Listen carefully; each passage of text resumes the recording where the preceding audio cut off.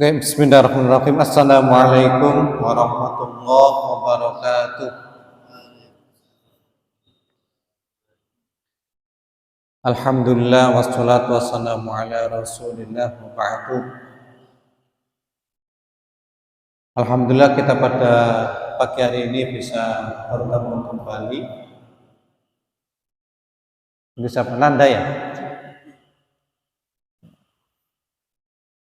Alhamdulillah pada pagi hari ini kita bisa bertemu kembali di suasana yang sejuk habis hujan. Tapi ini sudah enggak parah ya bocornya ya, hanya sedikit.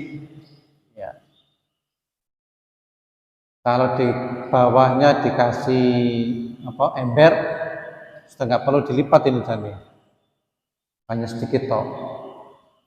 Padahal kemarin hujannya kan lumayan deras kan ya, sangat berkurang toh ya. Kalau dulu bocornya parah kemana-mana, alhamdulillah tinggal sedikit. Ya, kita akan mengulas seputar materi-materi yang sudah kita sampaikan di pertemuan-pertemuan yang kemarin. Kemarin kita sudah membahas tentang wudhu, kemudian sudah membahas tentang cairan-cairan yang keluar dari alat kemaluan laki-laki. Sudah membahas tentang tata cara mandi, sudah membahas tentang tata cara tayamum. Saya ingin mereview itu berarti mengulangi kembali materi kita. Yang pertama, aku nyawa ngopo? Nyawa ngopo? Ya. Wudhu. Tata cara wudhu. Wudhu tata caranya awalnya gimana? Niat. Terus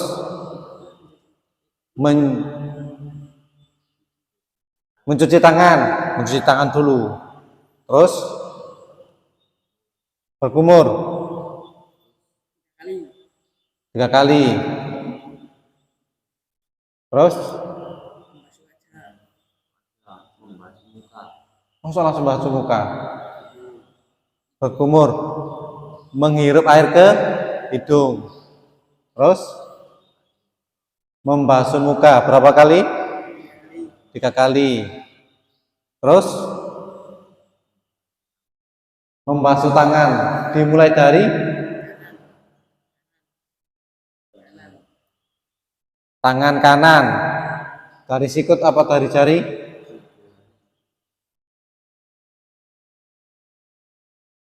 Dimulai dari jari dulu ya.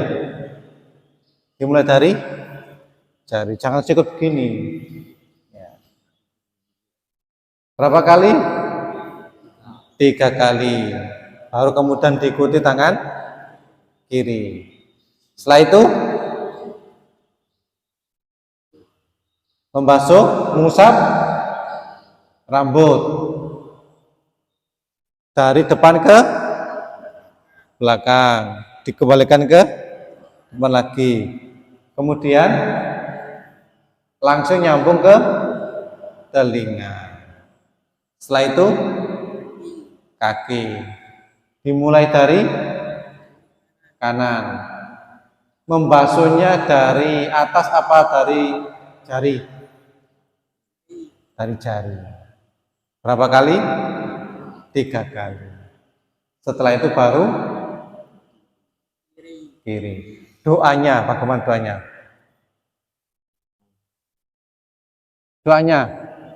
Doanya setelah wudhu,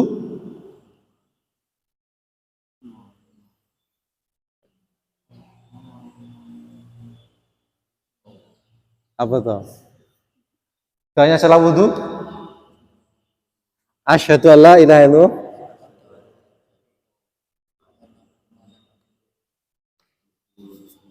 Oh iya. Asyhadu an la ilaha illallah wahdahu la syarikalah wa asyhadu anna Muhammadan abduhu wa rasul. Nah, sudah bagus lah. Tapi tadi ada yang kurang.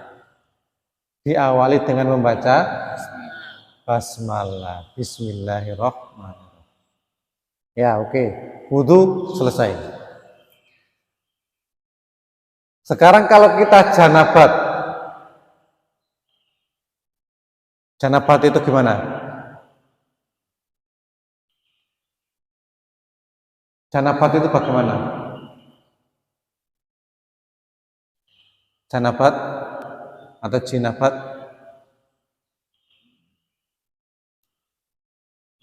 Orang yang sedang hadas besar.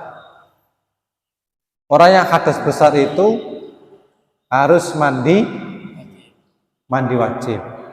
Rul, apa saja hadas besar itu?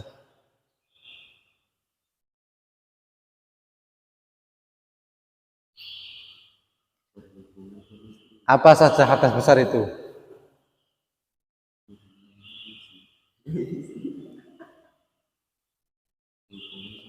Berhubungan suami istri. Terus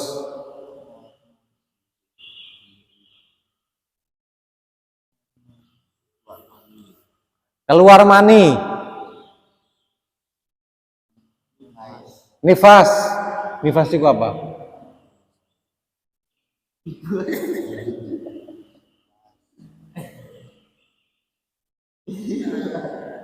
Apa nifas itu? Orang yang setelah melahirkan. Berapa hari biasanya? 40 hari. Iki sing wedok kadono. Ora iso nakoni ado. Terus haid. Setelah itu apa lagi?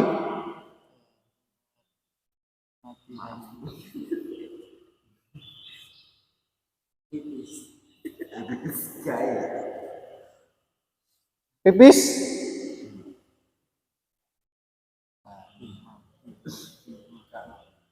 Enggak, pipis itu hadas kecil. Jadi haid, keluar mani, hubungan suami istri, nifas. Nah, itu adalah jinabat yang itu harus harus mandi wajib ketika mau sholat. Ya. Kalau kalian sudah berhubungan suami istri, nanti kalau kalian sudah punya pasangan, apa toh? Maksudnya nunggu yang guyu toh ini. Pikirannya traveling. Nanti kalau kalian sudah punya suami istri, sudah berpasangan, maka kalian kalau sudah berhubungan suami istri itu harus mandi wajib. Mandi junub. Maksudnya bagaimana cara mandi junub? Niat. Membasuh tangan. Mencuci kemaluan. Wudu.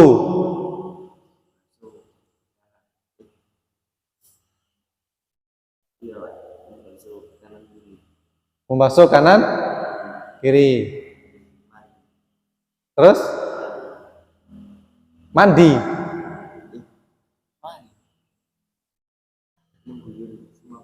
Mengguyur semua badan. Oh berarti kira-kira nih pantas sih nikah ini. Wis apa loh? Ya. Mencuci tangan membaca, mencuci kemaluan, kemudian wudu. Terus ada yang satu yang lupa, membasahi telapak tangan, kemudian menggosok-gosok rambut sampai ke akar rambut. Baru kemudian disiram air rambutnya, baru kemudian disiram sebelah kanan mengikuti kemudian sebelah kiri. Setelah itu baru semua disiram. Itu sunnah Rasulullah SAW mandi jinabat berdasarkan hadis yang bersumber dari istri beliau Aisyah radhiyallahu anha. Mandi wajib. Sekarang apa saja cairan yang keluar dari seorang laki-laki?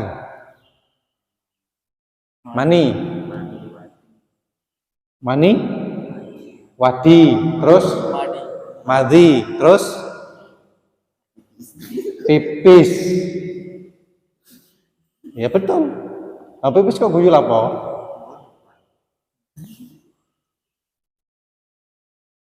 Bersama Nasution, apa bedanya Nasution? Bedanya yang keempat itu apa?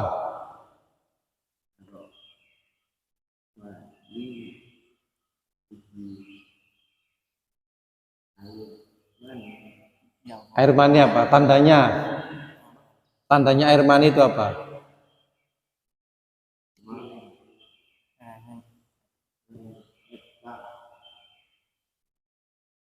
Lengket.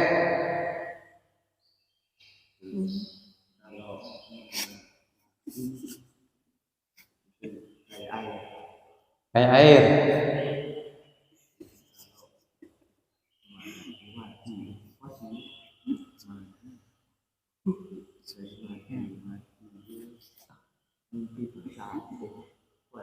Lo. Mosok mimpi basah. Airul. Lengkap Airul. Sudah benar Nasution, tapi belum lengkap, masih terus lengkapi Airul.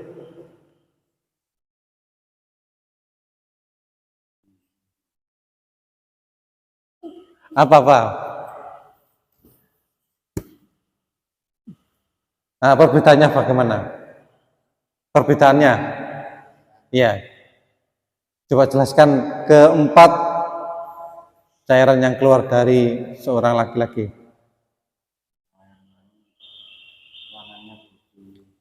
Putih, kental, bau khas, hangat.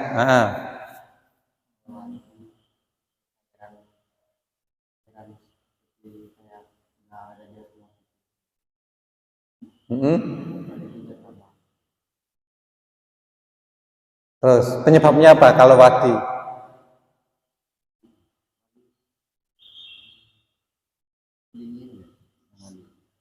Ya, kedinginan atau kecapean. Terus itu wadi. Karmadi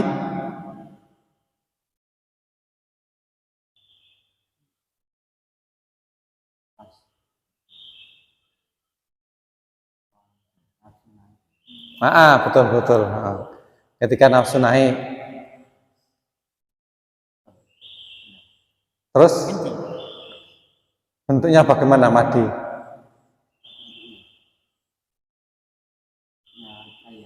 Cair.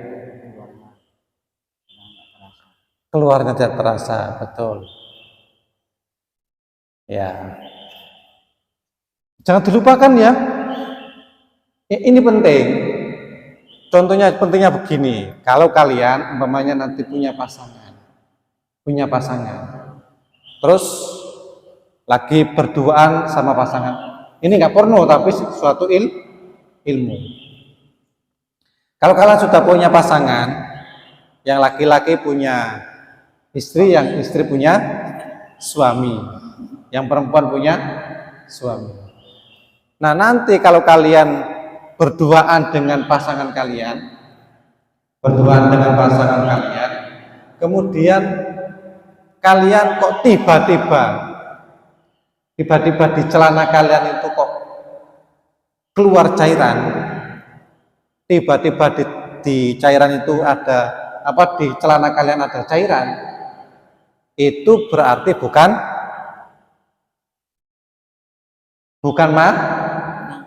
mani,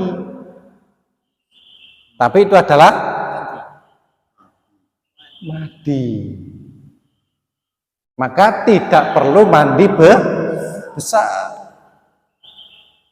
cukup dibersihi dengan air. Nah, ini nggak boleh ragu. Begitu berduaan dengan pasangannya, kemudian saling nafsu, tidak berhubungan suami istri, kok tiba-tiba nempel di celananya kok ada cairan, kok bingung, iki mani apa enggak ya? Itu tidak mani, jadi tidak perlu mandi besar. Itu adalah madi. Ya. Kalau mani itu keluarnya itu terasa,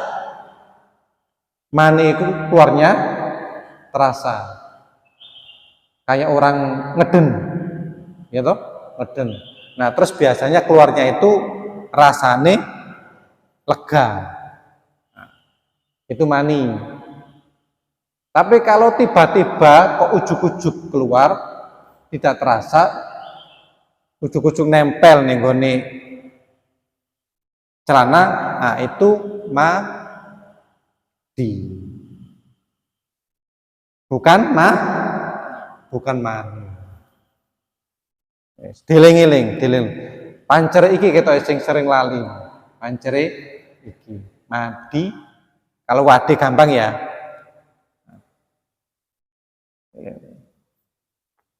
Terakhir, materi yang perlu kita review adalah tayamum. Oh iya, mani itu najis apa enggak?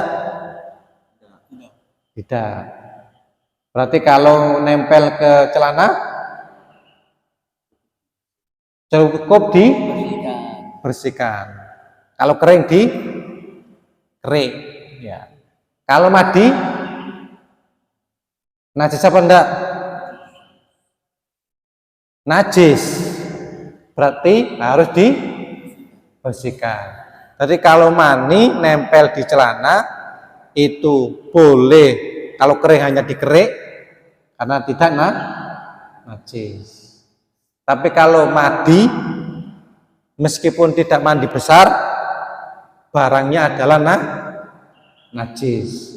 Maka ketika mau sholat harus dibersihkan. Nah, materi terakhir yang perlu kita review adalah tayamum.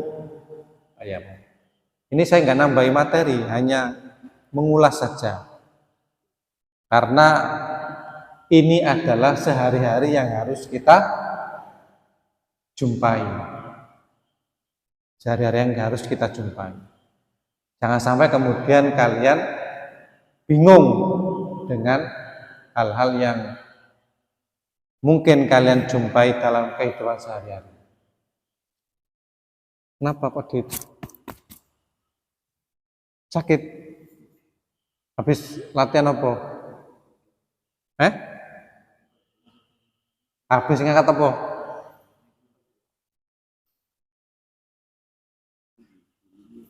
Ya. Tayamum.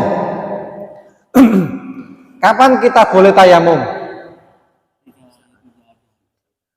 Tidak ada air, terus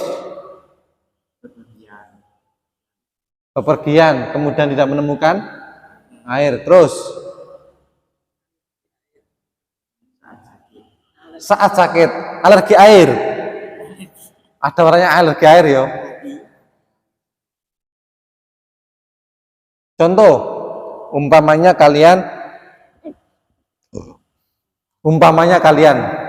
di tengah-tengah sawah, tengah-tengah Tegal, kalian butuh sholat, tapi bawa air satu botol gede, itu sebenarnya untuk minum. Nah, kira-kira kalian air botol itu untuk mandi, untuk wudhu, ataukah digunakan untuk minum? Tengah-tengah Tegal, tengah-tengah sawah, mau sholat, apalagi waktunya sholat mau habis, mau maghrib umpamanya, pulang nggak mungkin nggak ngatasi, mau nggak mau harus sholat di Tegal. Sementara nggak ada air, tapi membawa air sebotol untuk minum. Nah, kira-kira bagaimana? Tayamum atau menggunakan air botol?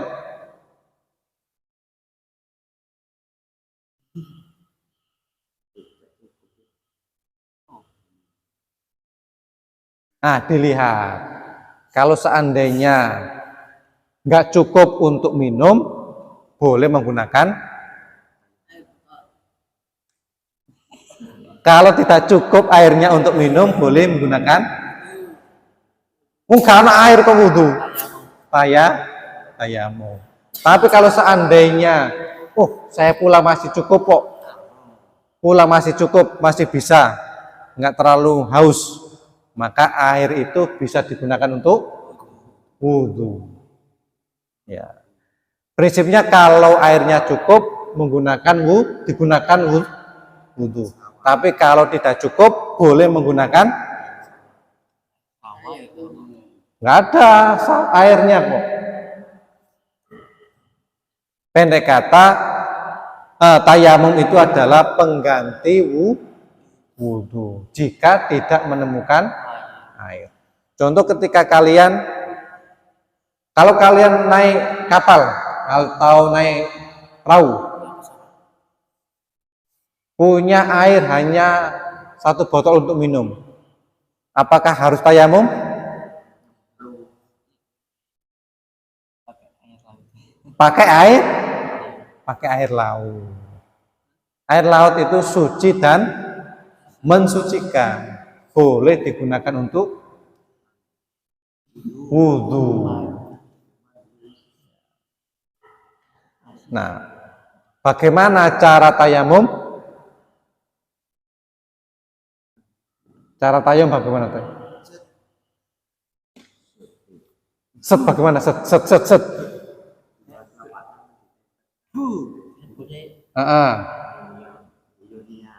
Niat baru. Niat kemudian bismillah, terus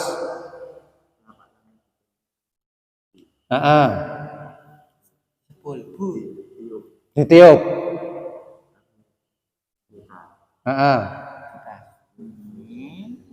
Muka. Piye kok sering?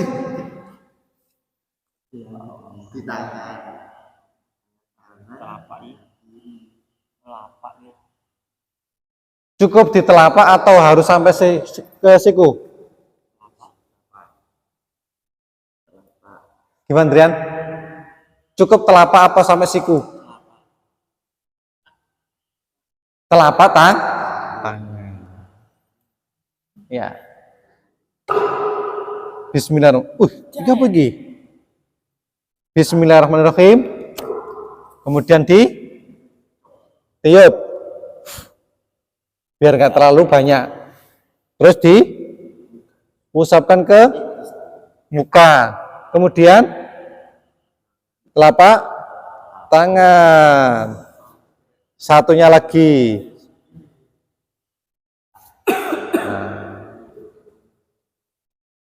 Cukup muka dan telapak tangan. Tidak sampai ke siku. Ya. Apa yang membatalkan tayamum? Ada air.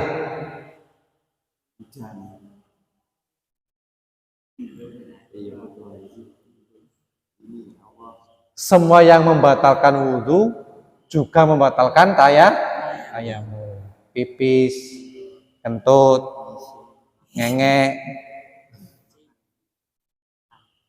makan membatalkan wudhu, tayamum tidak. Makan tidak membatalkan wudhu, tidak membatalkan tayamum. Haid, nifas, berhubungan suami istri, itu membatalkan wudhu, juga membatalkan tayamum. Jika tayamum kemudian menemukan air, otomatis tayamumnya juga batal, harus diganti dengan wudhu pakai air. Ya, saya kira itu ya review materi kita pada pagi hari ini. Insya Allah minggu depan kita tambahi materi baru. Mudah-mudahan materi ini jangan kalian lupakan. Tak baleni mosok bulan baleni ini saya lali wae. Kenapa saya baleni? Karena ini sangat penting. Sering saya jumpai ketika saya bimbingan perkawinan di KUA, calon-calon manten yang mau nikah itu pancere masalah-masalah seperti ini tak tanyai, banyak yang tidak paham, tidak tahu. Saya tanyai bagaimana cara mandi besar, mereka nggak tahu. Cara mereka cairan apa saja yang keluar dari laki-laki, mereka juga tidak tahu. Mereka hanya tahu pipis. Nah ini padahal mereka mau nikah. Nah kalau sudah nikah terus nggak tahu fikihnya, mandi besarnya, terus bagaimana ibadahnya? Nah tentu ibadahnya akan batal, tidak sah. Dan kalau tidak sah, nah nggak ada pahala, bisa-bisa berdosa. Maka sekali lagi ini tak bulan baleni, biar kalian eling, tahu, siapa tahu terus kemudian habis ini terus kalian nikah. Harus apa mana sing wedok? Begitu lulus terus dilamar karo Ridho. Yuk kita tutup dengan doa kafaratul majelis. Subhanakallahumma wa bihamdika asyhadu an la ilaha illa anta astaghfiruka wa atubu ilaik. Assalamualaikum warahmatullahi wabarakatuh.